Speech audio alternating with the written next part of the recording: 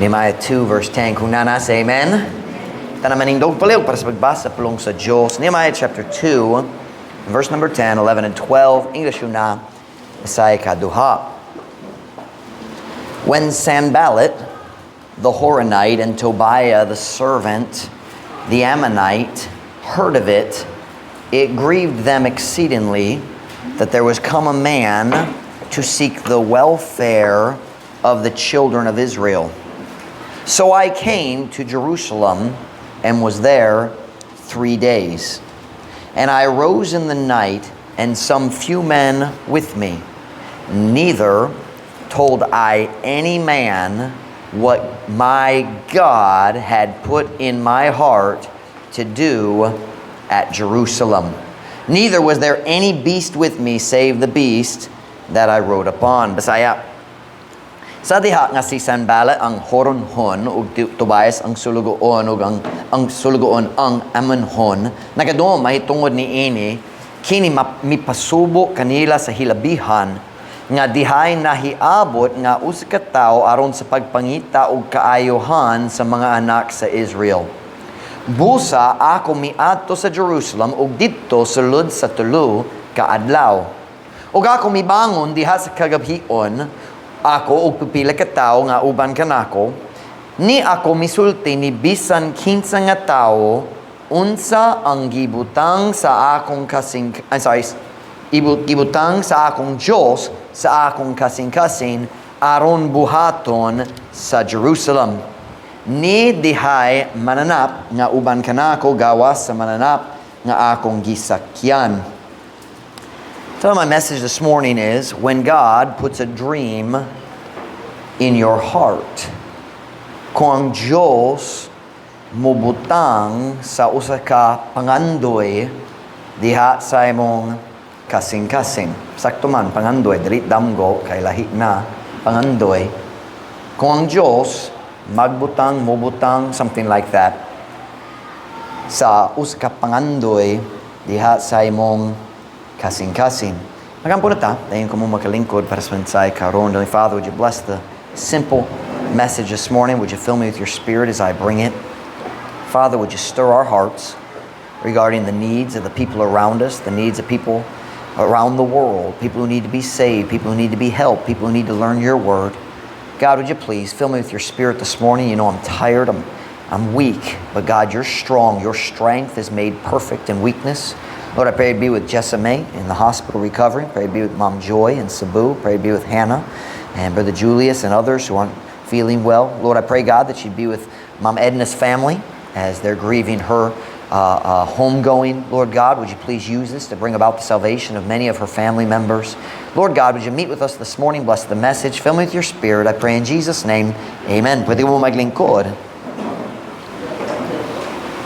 Sa atong text verse karong buntag, naanay pangandoy diha sa kasing-kasing ni Nehemiah. Us ka pangandoy nga gikan man sa Ginoo. Kinahanglan ta makasabot nga si Nehemiah us ka mauswagong nga tawo nining panahon na sayang kinabuhi. Siya mauswagong kaayo diha sa gingharian sa Persia. Nindot kayo ang iyang trabaho. Nindo ang iyang career niya ng panahon na.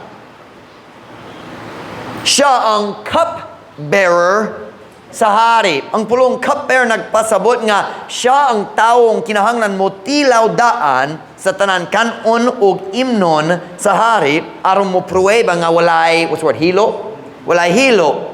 He was the cupbearer, meaning gisaligan gayud siya sa hari. Siya ang nagbantay sa tao, nagluto ug nagandam sa pagkaon ug inom sa hari. Dayon siya nagdala gikan sa kusina ug nagtilaw at tubangan sa hari. O kung magtilaw siya, ang hari kabalo, akong cupbearer nagatuong nga walay hilo. So gisaligan gayud siya. It's a very important position. Murag dako manggod ang sweldo ug tungod sa iyang responsibilidad, tungod sa iyang katungdanan, ana siya sa presensya sa hari matag adlaw. Kayang hari kinahanglan mo kaon matag adlaw.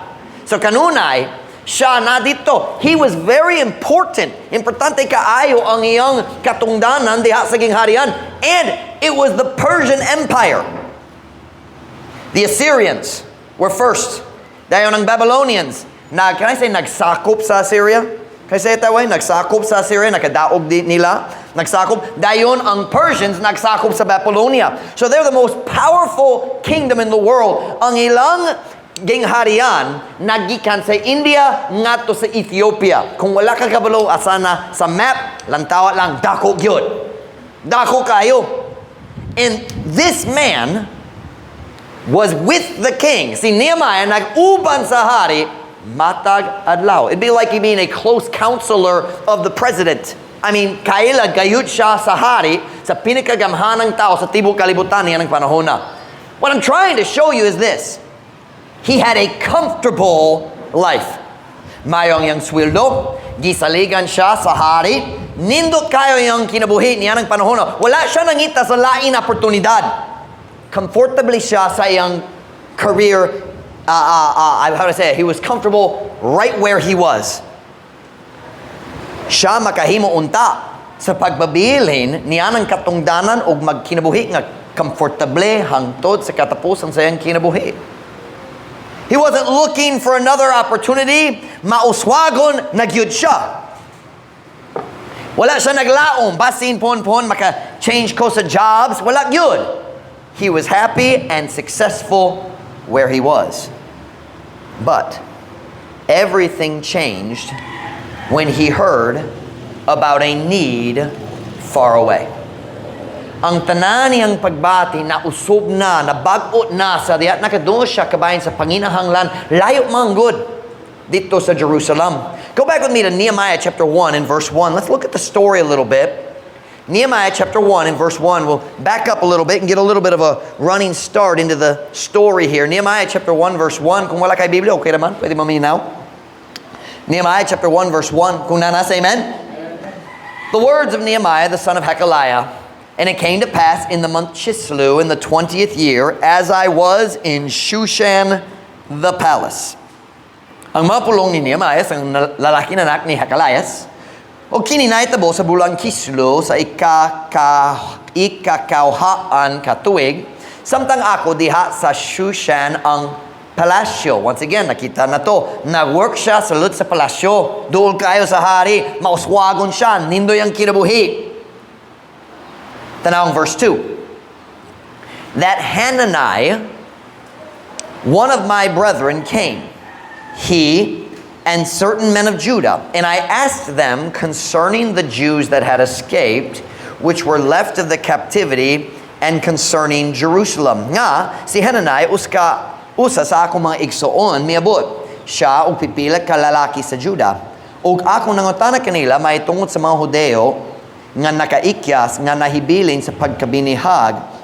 Wait, let me read that in the English. Nahibiling gikan sa pagkabinihag. They were not taken into captivity. Og mahitungod sa Jerusalem. Okay, so si Nehemiah na igsoon gitawag Hanani.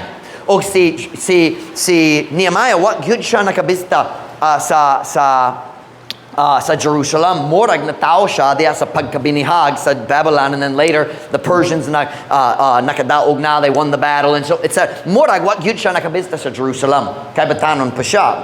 Mami dili batanon kayo, but dili siya tigulang.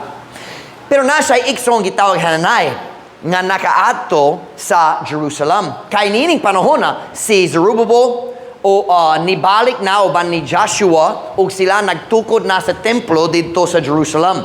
Dugay na, 60 years kapin nilabay na finish na ang templo sa Jerusalem. Pero wala pa gitukod ang paril. Wala pa sila nagpabarog sa paril. They hadn't put the walls back up yet. So si Hanani nagbalik gikan sa Jerusalem uban sa pipila kalain tao. Siya dili naging one of my brethren. Tinud igsoon ni. Dili like parente siya. Naging igsoon gayud kana saktuman. So si Nehemiah nangutana kanila kabayan sa kahimtang sa mga tao nga gapuyot dito sa Israel, dito sa Jerusalem. Tanawang verse 3 ang tubag nila. Nehemiah chapter 1 verse 3. And they said unto me, The remnant that are left of the captivity there in the province are in great affliction and reproach. The wall of Jerusalem also is broken down, and the gates thereof are burned with fire. Saya, kung sila may ingon nga rin kanako, ang salin just means pipilang nga nahibilin. Sakto na? Pipilang nga nahibilin. Ang saling sa there says nahibilin. Ang saling sa nahibilin sa pagkabinihag dito sa probinsya ana sa dakong kasakit ug kaulawan.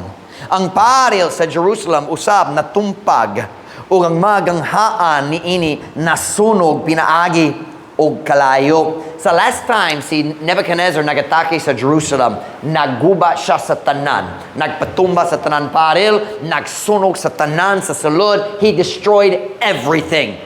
And 70 years later kapin, basin 80 years, no more than that, 100 years nilabay, daot gyapon ang tibok syudad sa Jerusalem. So sila may tubag si Nehemiah nangatanan unsay situation sa among parente dito sa Jerusalem. Yang tubag, uy, grabe kayo ang ilang kahimtang dito. Hangtod karon ang mga paril na tumpag, ang mga ganghaan na sunog man. Nasud kaayo ang kinabuhit dito. Delikado kanunay kay walay paril. Ang ilang mga kaaway makapahimulos kanila kanunay makabisang kanusay makatake mo kawat mo ilog, di ba? Mo ilog. O wala sila gahom sa pagparalipod sa ilang kaugalingon. Grabe kayo. Pagkaluoy, pagkaulaw sa ilang kahimtang dito. Tungod hangtod karon walay paril sa tibok syudad sa Jerusalem. Sa dihang si Nehemiah nakadung niya ng balita natandog na gayud ang iyang kasing-kasing. Now I want you to look at niya verse 4. Unsay response? Unsay niya pag-atubang ni ining kahimtang sa Jerusalem? And it came to pass when I heard these words, watch carefully, that I sat down and wept and mourned certain days and fasted and prayed before the God of heaven. Basaya, o kini na itabo sa diha nga ako nakadung nining ang mga pulong nga ako milingkod og mihilak og nasubo og pipila ka adlaw og mipuasa naglikay sa pagkaon og mipuasa og miampo atubangan sa Dios sa langit. Dalita mo ba sa sayang tibok pagampo pero nindog gyud ang pagampo ni Nehemiah dere. But I want you to notice sa dihang nakadungog siya kabayin sa dakong kagubot dito sa Jerusalem. Remember, he'd probably never been there. Murag what gyud siya nakabista sa Jerusalem. Nagdako siya dito sa Babylon or sa Shushan. Sa diyang nakadungog siya kabayan sa dakong panginahanglan sa lugar nga layo man. Ang Diyos nagsugod og lihok diha sa iyang kasing-kasing. Nag-istorita dere. I want to stay with me here. Kinsa kini nga tao nga ang Diyos naglihok sa iyang kasing-kasing. Who is this man? Nag-istorita ka ba sa tao nga mauswagong gayud sa iyang career? O sa tao nga likon nga gipahimutang sa iyang panginabuhi, sa iyang career. He established, settled. But God started working in his heart about doing something different. O sa tao nga walay kulang sa iyang financial nga sitwasyon. This is an unusual man. Apan ang Diyos nagalihok na diha sa iyang kasing-kasing. Watch me now. Kabahin sa panginahanglan sa layo nga dapit. Mga tawag yun na ilhan niya. Pero natandog na ang iyang kasing-kasing. Ang Diyos nagalihok. You say, oh Pastor Mike, how do you know it was God working in his heart? Giyon sa nimo paghibulong ang Diyos ang naglihok-lihok.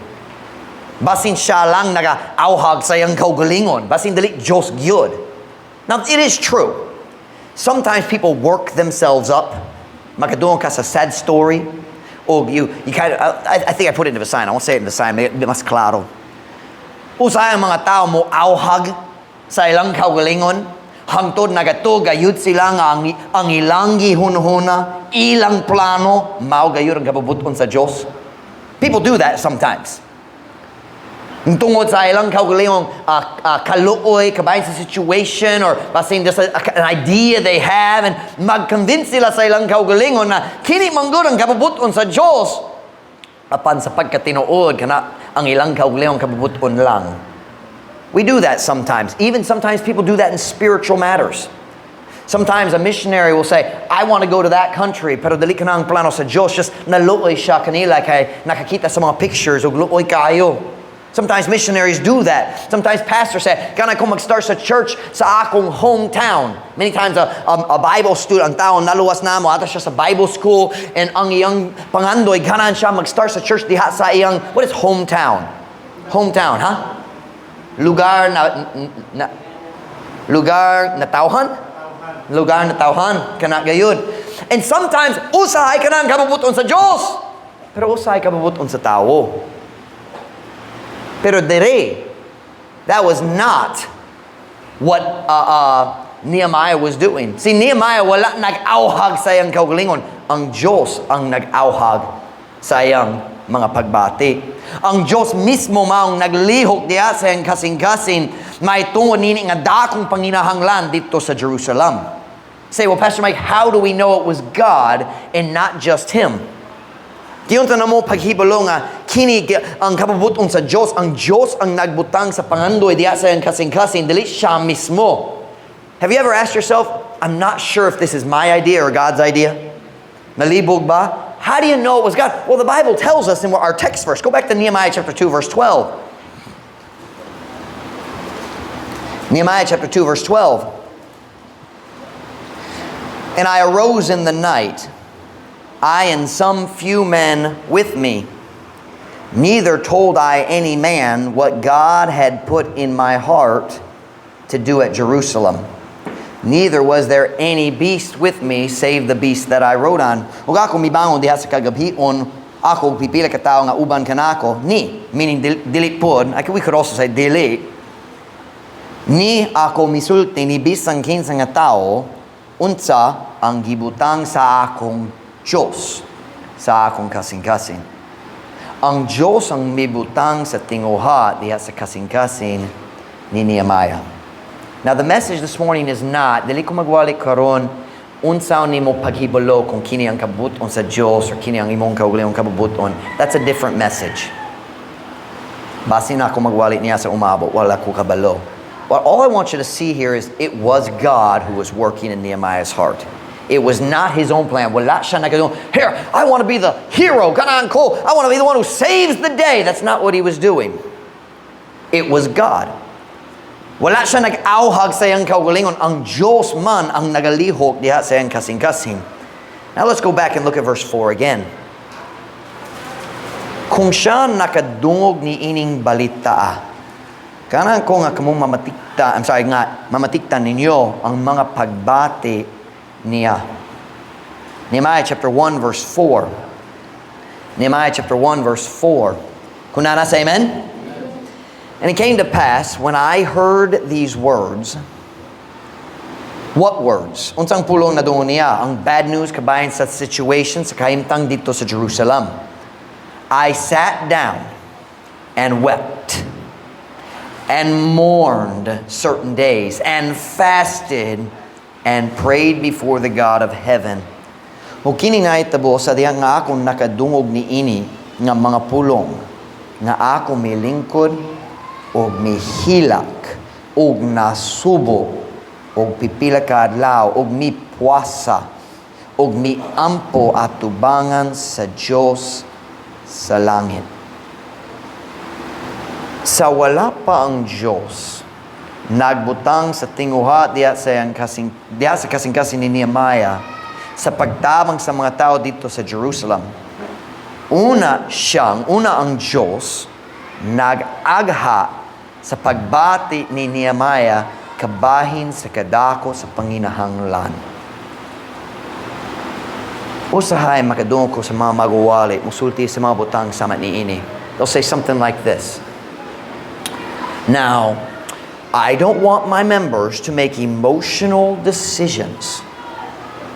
You ever hear somebody say something like that? Dali ko ganahan ang ako mga membro, maghimo sa mga decision tungod sa pagbati. But I'd like to point out today, sukad sa sinugdanan sa kalibutan, ang Diyos nagalihok diha sa kinabuhi sa tao, pinaagi sa ilang pagbati. Now don't misunderstand me. We don't believe in following your feelings. Kung musunod ka sa imong pagbati, kanunay mo biya ka sa kabubuton sa Diyos. But God does work through our feelings. God works in the heart. And the heart is where the feelings are. Sa wala pa ang Diyos nagbutang niya ng tingwa, niya ng pangandoy nga pasin ako mismo gamiton sa Diyos sa pagpatukod sa parel sa Jerusalem. Before that, first God stirred His heart about the greatness of the need. May I point out, God works through our feelings. That's what preaching is. Kanamanggod ang pagwali. Ang pagwali dili ang pagpasabot lang sa hunahuna. Ang pagwali mag-aiming gayud ngadto sa kasing-kasing. Ang isog makatulog nga pagwali mo dulot diretso sa imong kasing-kasing aron mo palambo sa tinguha sa pagsunod sa kabubuton sa Diyos. We don't believe in following our feelings, but feelings is a part of following God. God has to create the desire. Kung wala kay tinguha, dali ka mo sunod sa kabubuton sa Diyos. Are you listening to me this morning? Sa dihang si Nehemiah nakadungog kabayan sa grabing akalisod sa iyang parente dito sa Jerusalem, natandog na ang iyang kasing-kasing. Ang balita nag-auhag sa iyang kaluoy diha sa kinahiladman. It's a dangerous thing when we start pretending that Christianity shouldn't have any emotion. Yes, we should serve God no matter how we feel. Bisan unsa imong pagbati, dapat ka mo sunod sa kabubuton sa Diyos. But emotion is part of serving God. There's something wrong if we can do God's work and feel nothing. Are you listening? Kung kita magalihok diha sa buluhaton sa Diyos, mag-work ta para sa Ginoo, pero walay feeling, there's no emotion, no sorrow, walay kaloy para sa mga tao, something's wrong.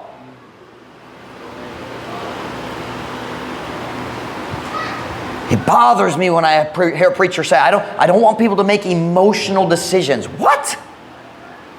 Every time you make a decision at the end of a sermon, your heart is involved. That's the way God works. God says, keep thy heart with all diligence. Why? For out of it are the issues of life. Ang tanan decision magikan sa kasing-kasing, dili sa utok.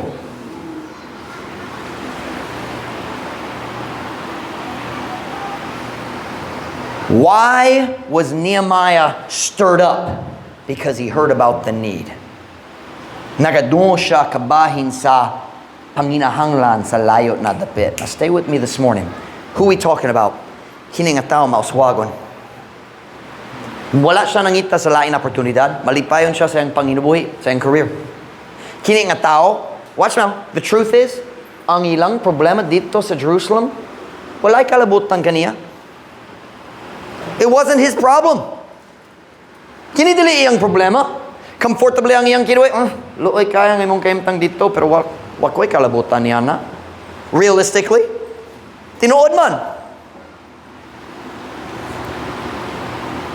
I lost my place in my outline here.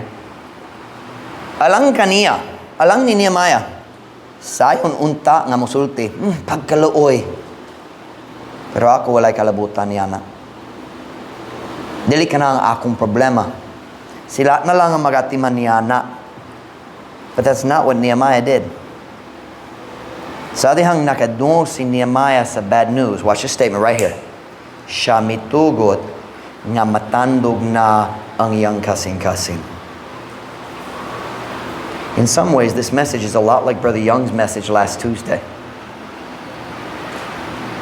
Kisuktan ni Nehemiah ang balita sa pag-auhag sa iyang pagbati. Og diha sa kalalom sa iyang kasing-kasing na ay misulti, kinahanglan kong mutabang kanila. Pasagikan ka ng tinguhaa. Diretso sa Diyos. Diretso sa Diyos. Why? Tungod mitugo siyang matandog ang iyang kasing-kasing sa panginahanglan sa uban. I very rarely preach about feelings because you should never follow your feelings. But while you follow God, there should be some feelings. Samtang ikaw nag-aalagad sa Ginoo, ang ay gayud nga naay pagbati, naay kaluoy, naay gugma. Let me tell you something. When you can serve God with no feelings, hapit na ka mo undang. Kay bugnaw na gyud imong kasing-kasing. Can I ask you a simple question this morning? The message today is very simple. It's not going to be real specific, very broad. Lapad gyud ang kamatuoran karon. I don't think God's going to let me apply it real kinit mga. I don't think so. Here's the message this morning. English una. When you hear about a world full of people who are going to hell, padulong gayud sila sa impyerno. Kung dili sila maluwas, mamatay sila o masunog sa impyerno hangtod sa kantoran. When you hear about the news, kung ikaw magadood kabay sa kahimtang sa mga tao lang naluwas din ng kalibutana, do you ever allow it to affect your heart? Ikaw ba mo tugod sa panginahanglan sa uban nga mutandog sa imong kasing-kasing, nga mag-auhag sa imong kaluoy?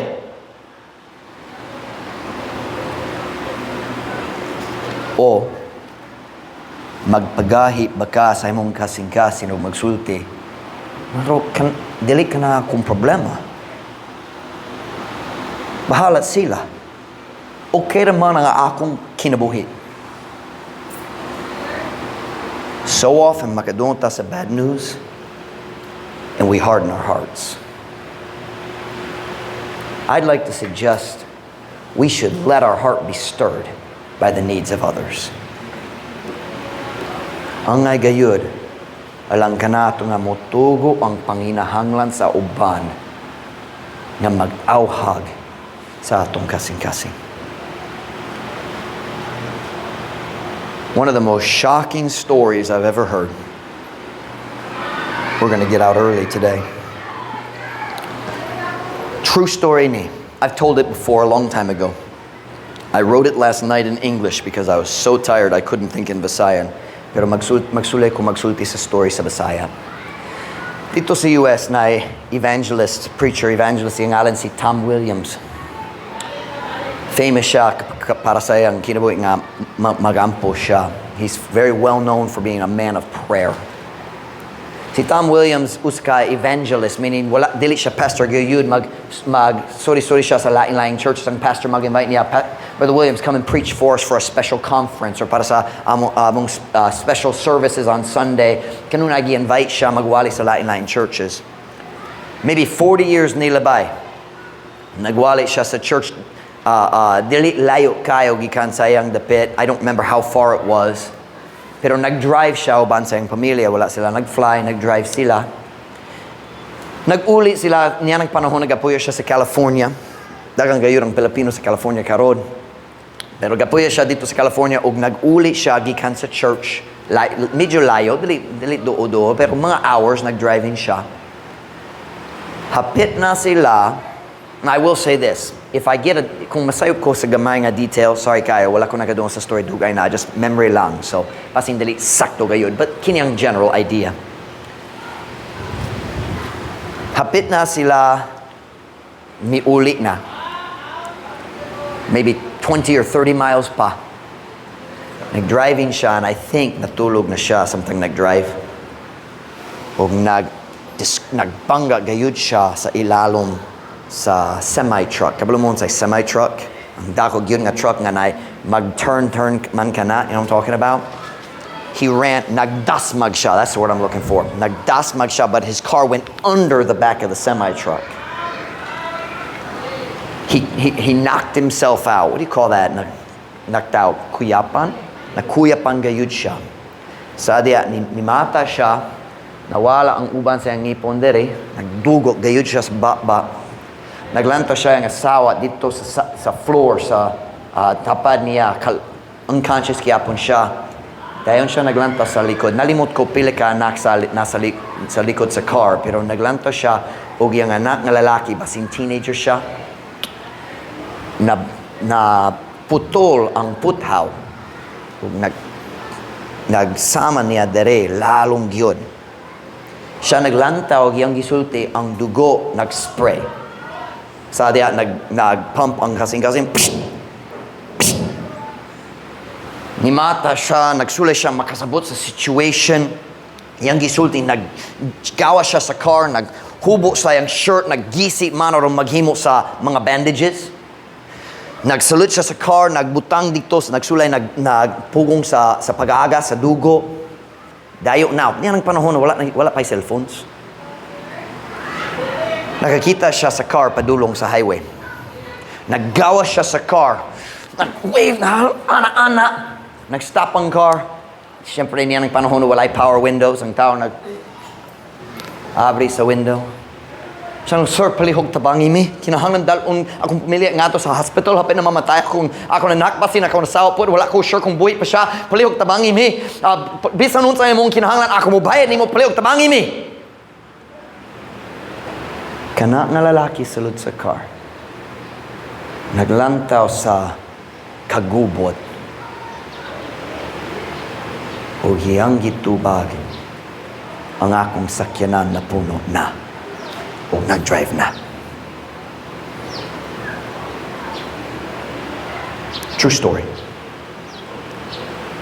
Naggahi siya sa kinahanglan sa ilang situation kay dili comfortable. Dili comfortable para niya. O gibiyan sila bisan mamatay kayo. Wa siya paki. Ipila ka minutes nila bay ang laing car niya bot. Nag-anak-anak yapon. Nag-stop siya, nag-abri sa window, yung gisulti, palihog tabangi mi. Akong pamilya hapit na mamatay, palihog. Dada kami nga to sa hospital, palihog. He said, ako mo bayad ni mo, bisan unsa, ako mo palit ni mo, I know na daghang dugo, ako mo palit ni mo bagong car, palihog tabangi ko. Ang tao nagtubag, sila maghimo sa cars matagalaw, kuyog na ta. Sila nagsulod sa car, he saved their lives. Kina nga itong problema sa atong kinabuhi karon.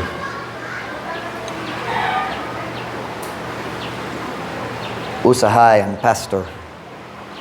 Muabot magwali kabayan sa panginahanglan sa kalibutan. Ang pastor mag-abri sa window sa car, masudi tanaw ang kagubot nila, kinahanglan sila sa atong tabang. O kita mo tubag. Akong sakyanan puno na. Sobra ka busy ko. Di ko makatabang. O ang kalibutan magpadayon, padulong sa impyerno, o kita mo biyan na nila. Wala ko nagwali kabayan sa specific na butang karon. Nangutanat lang ko. Will you let the need of the world affect your heart?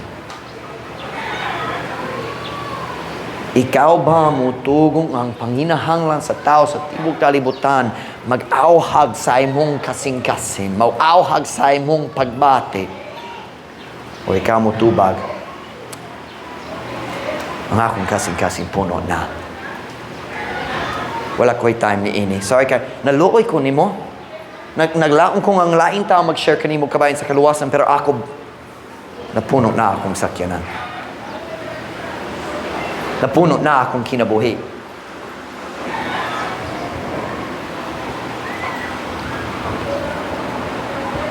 Pagkadako sa panginahanglan nining kalibutan, sugtan ba nimo nga imong kasing-kasing matandog?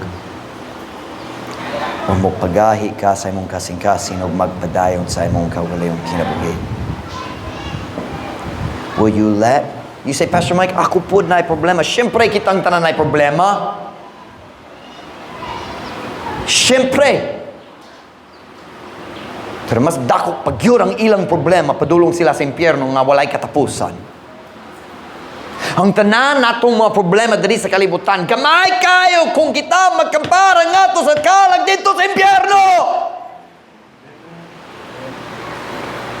Tuguti ang panghinahanglan na motandog sa imong kasing-kasing. Would you ask God to stir your heart? It's kind of like what Brother Young preached on Tuesday. Ask God to stir your heart. Listen to me. I want to serve God, but I don't want to serve God with a cold, dead heart. Would you ask God to warm your heart, stir your heart, give you a burden? Ihatag kanimo sa kabugaton sa tinguha na mutabang sa mga tao nga wag yun na ilhan nimo. Say, well, Pastor Mike, I already have my life. I have my plans. Sometimes God changes our plans. Comfortably kayo ang kinabuhi ni Nehemiah kung Diyos nagtawag kaniya. Would you be willing to let God stir your heart and change your plans? Usba ang imong plano. I'm not preaching anything specific because ang Holy Spirit ang kinahanglan mo tunok na to karon. Are you willing to be stirred? I want every head bowed, every eye closed.